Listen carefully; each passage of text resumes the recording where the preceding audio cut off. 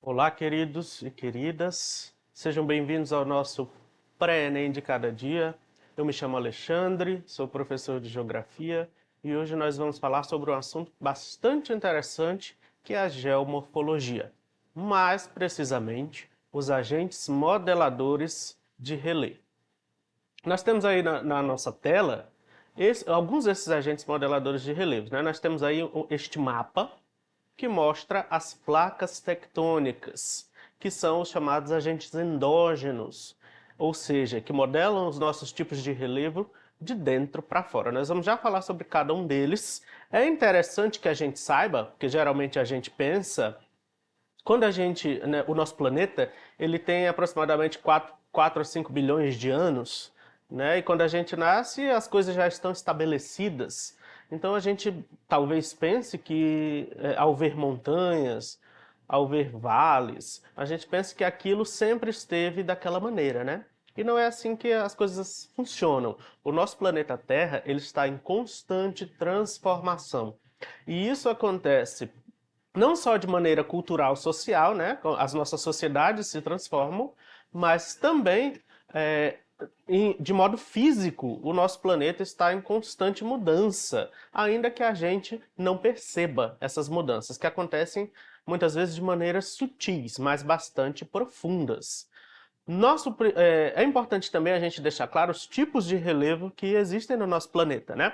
Quando a gente fala de geomorfologia, a própria etimologia da palavra já nos dá o significado. Geo, terra, morfo, forma, logia, estudo, né? Estudo das formas da Terra.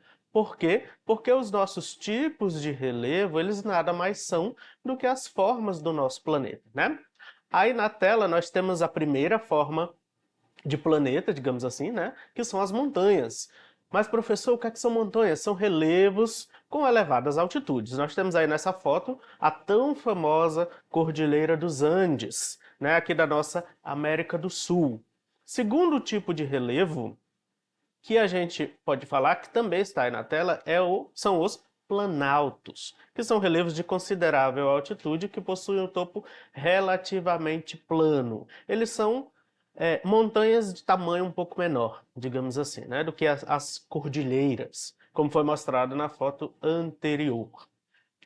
O terceiro tipo de relevo que a gente pode falar, que é o mais conhecido de todos, que são as planícies, né, os relevos que são relevos de baixa altitude, formado por áreas planas e pouco acidentadas, como é mostrado aí na nossa foto. Essa foto que está na tela é a planície do Pantanal. Você pode perceber que não possui grandes elevações. Aliás, não possui elevação nenhuma, né? O básico de um relevo de planície é que ele é plano. Ele não possui acidentes, né, áreas acidentadas relevantes, como você pode ver aí nessa imagem, tá? Por fim, nós temos as depressões, que nada mais são do que os relevos rebaixados em relação às áreas que o rodeiam, né? A foto que aparece aí na nossa tela é justamente uma das depressões mais famosas do planeta, que é a depressão do Mar Morto. Você pode perceber que ao redor nós temos áreas mais altas e a região do Mar Morto é mais rebaixada, né? Algumas dessas depressões, sendo elas relativas ou não, elas estão até abaixo do nível do mar. Mas por que a gente precisa saber disso? Como eu disse, os relevos eles são formados a partir de fenômenos que os modelam, né, ao longo do tempo. Isso não acontece de uma hora para outra.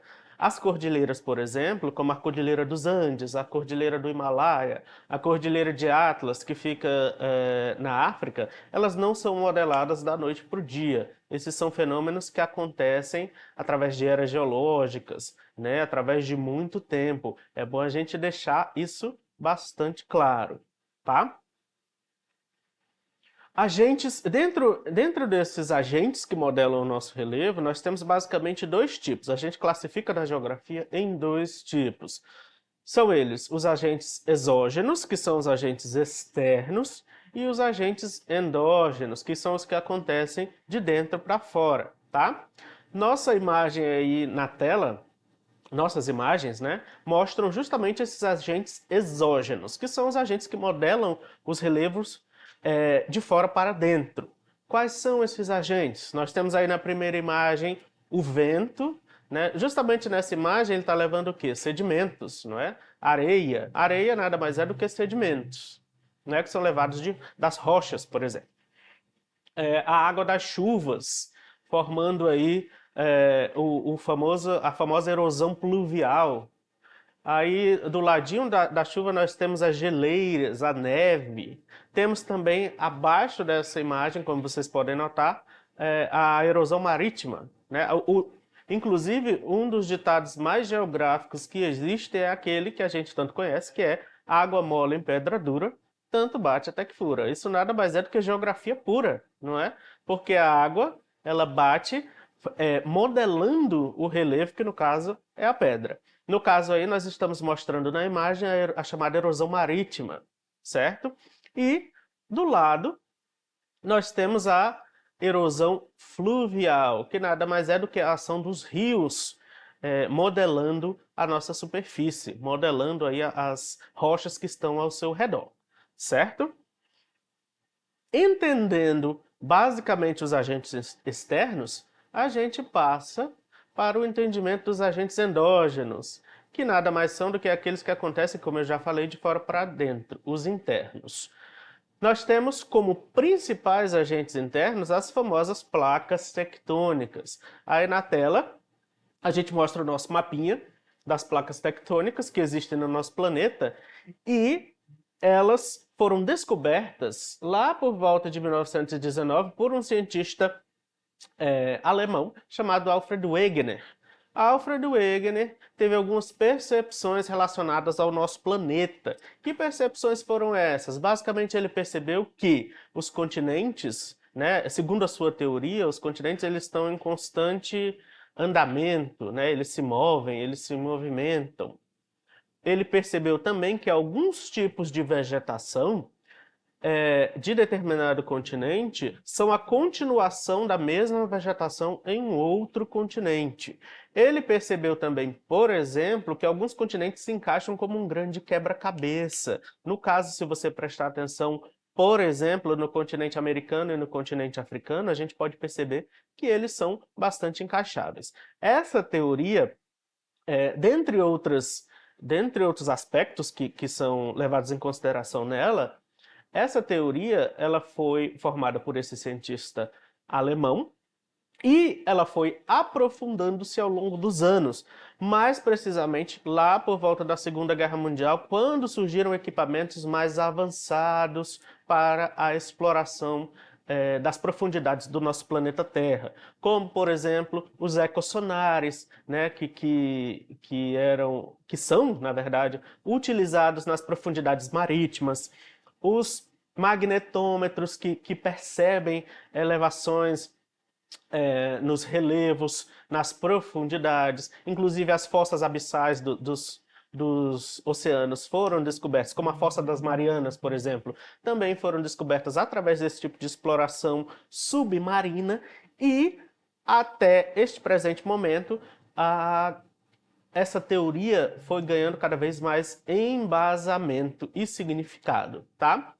Aí você pode se perguntar, como é que essas placas tectônicas se movimentam? Né? Segundo a teoria de Alfred Wegener, o nosso planeta era um grande bloco chamado Pangeia, que depois se subdividiu em dois, né? Laurásia e Gondwana. E ao longo dos anos ele foi afastando-se, digamos assim, em vários blocos de continentes.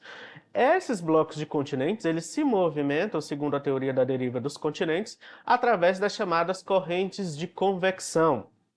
Não sei se vocês sabem, se não sabem, fiquem sabendo agora, que as camadas internas do nosso planeta são basicamente o núcleo, né, e a camada magmática, o manto. Essa camada magmática é aquela basicamente que proporciona a ativação das placas tectônicas através de um fenômeno chamado correntes de convecção.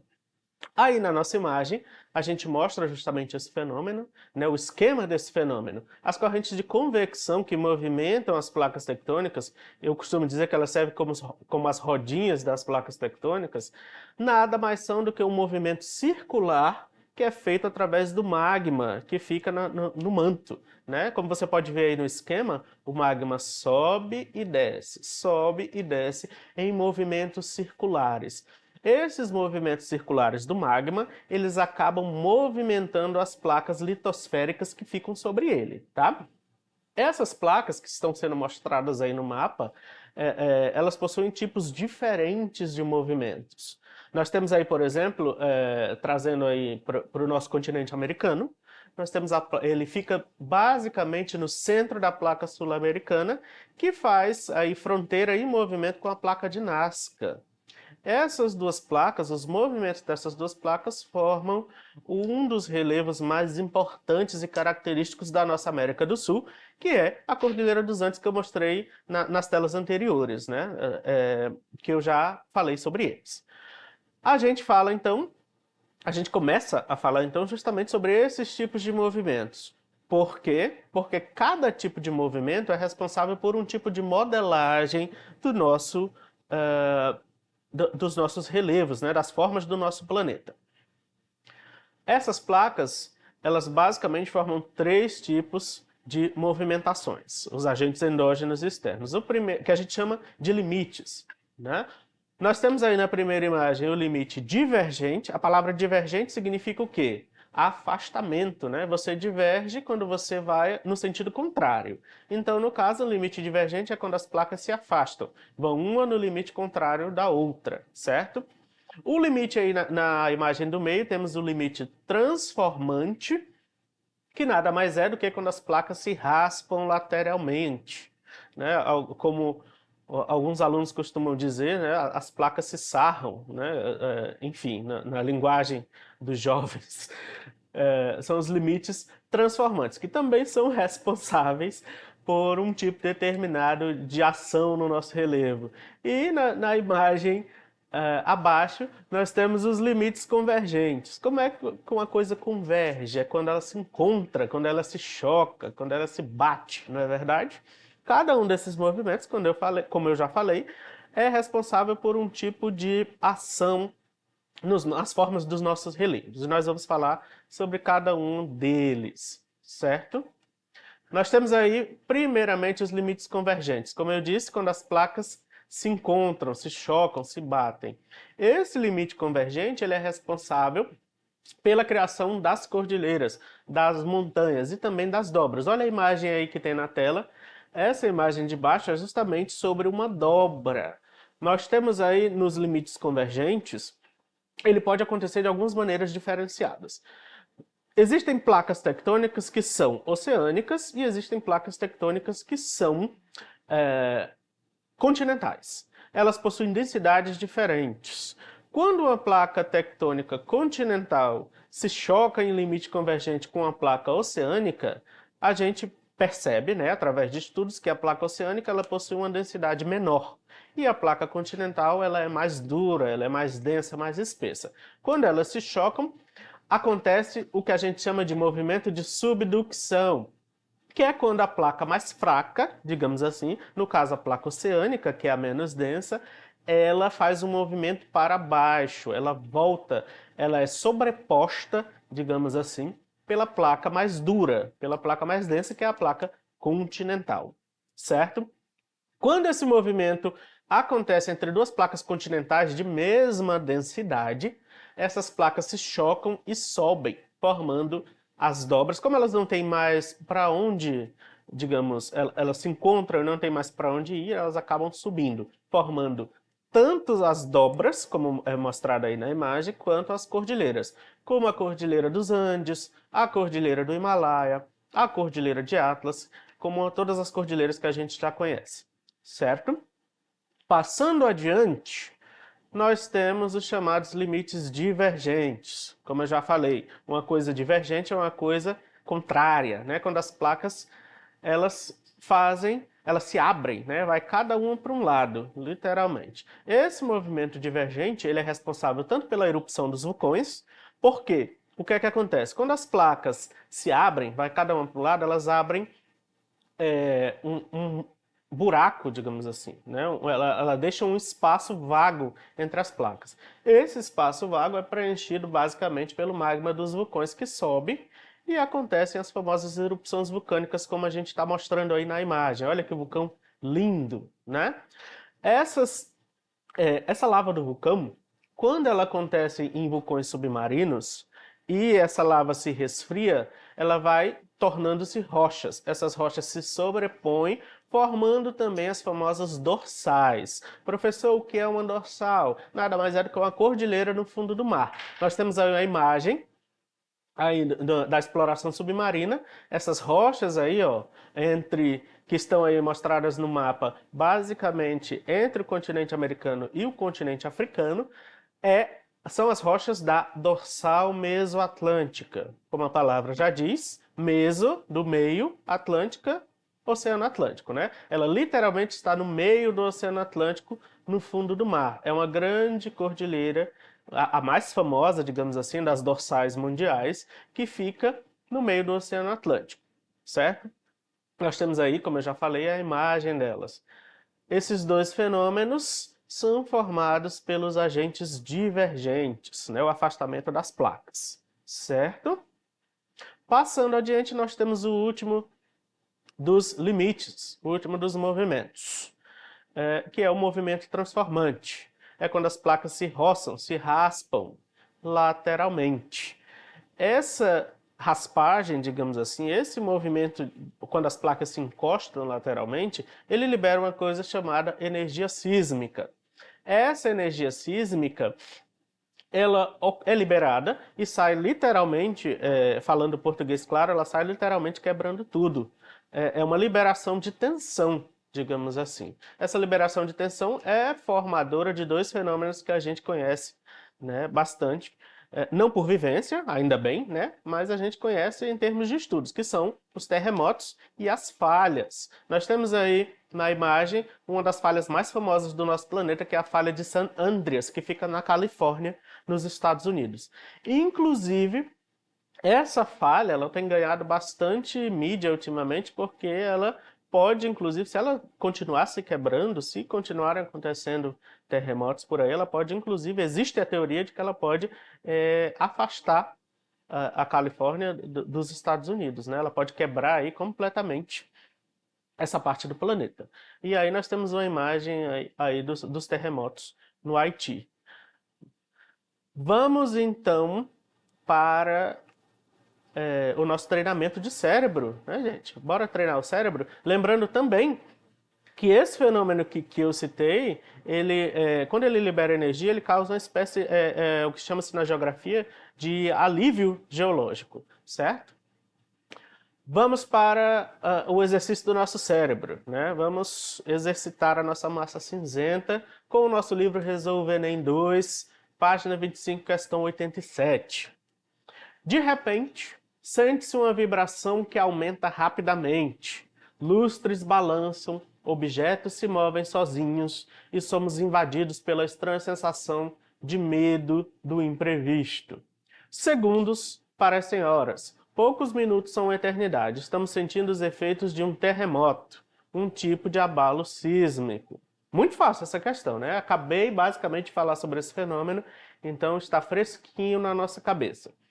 O fenômeno físico descrito no texto afeta intensamente as populações que ocupam espaços próximos às áreas de... Vocês lembram que eu falei para vocês que quando as placas se raspam lateralmente, elas liberam energia sísmica e isso tem um determinado nome na geografia. Que nome é esse? Esse nome dessas zonas que tem terremotos, que é justamente isso que a questão está pedindo, né? Que nome é esse? Letra A, alívio da tensão geológica. Letra B, desgaste da erosão superficial. Letra C, atuação do intemperismo químico. Letra D, formação de aquíferos profundos. Letra E, acúmulo de depósitos sedimentares. Como eu disse, isso com certeza está fresquinho na nossa cabeça. A gente sabe que quando as placas se raspam, elas liberam energia sísmica, e essa energia é liberada porque ela se constitui em alívio da tensão geológica, ou alívio geológico, não é verdade? O que caracteriza na nossa questão a opção A, certo? Muito fácil, né, gente, essa questão? É isso. Espero que o nosso tempo tenha sido proveitoso. Espero que o assunto tenha entrado nas cabeças de vocês, vocês estejam afiadíssimos para os vestibulares, para o Enem, para os concursos. A gente se vê nas próximas aulas. Fiquem bem, acessem as nossas plataformas.